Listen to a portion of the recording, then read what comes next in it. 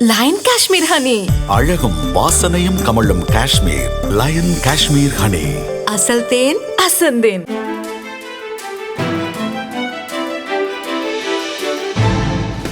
தட்டை, சீடை, முறுக்கு, ரிப்பன் போகடா, அதிரசம் என்ன வேணாலும் செய்யுங்க. ஒரே ஒரு 5 லிட்டர் இதய மந்த்ரா கடல் எண்ணெய் பேக் ஒரு மாசம் முழுசுக்கும் அத்தனை சமையல் முடிச்சு விடலாம். இதய மந்த்ரா. தமிழக இளைஞர் காங்கிரஸ் தலைவராக 28 வயது சூரிய பிரகாஷ் சமீபத்தில் தேர்வு செய்யப்பட்டார். தேர்தலில் இவரை விட குறைந்த ஓட்டுகள் பெற்று அடுத்தடுத்த இடங்களில் வந்த அருண் பாஸ்கர், தினேஷ் ஆகியோர் துணைத் தலைவர்களாக தேர்ந்தெடுக்கப்பட்டனர்.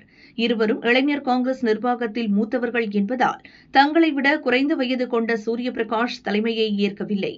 இந்த சூழலில் சென்னையில் சக்தி அபியான் என்ற அமைப்பு சார்பில் பெண்களுக்கான தலைமை பண்பு குறித்த மாநில மாநாடு நடந்தது. இதில் பங்கேற்க வந்த இளைஞர் காங்கிரஸ் தேசிய தலைவர் உதய்பானுவுக்கு சூரிய பிரகாஷ் தலைமையில் இளைஞர் காங்கிரசார் வரவேற்பு அளித்தனர். மாநாடு முடிந்து உதய்பானு டில்லி செல்வதற்கு முன் அகில இந்திய காங்கிரஸ் இளைஞர் அணி செயலரும் புதுச்சேரி மேலிட பொறுப்பாளருமான ஜோஸ்வா தன் வீட்டில் ஏற்பாடு செய்திருந்த விருந்தில் பங்கேற்க அழைத்தார். ஆனால் உதய்பானு விருந்திற்கு செல்லாமல் ஏர்போர்ட் சென்றுவிட்டார். அவரை சூரிய பிரகாஷ் வழி அனுப்பி வைத்துள்ளார்.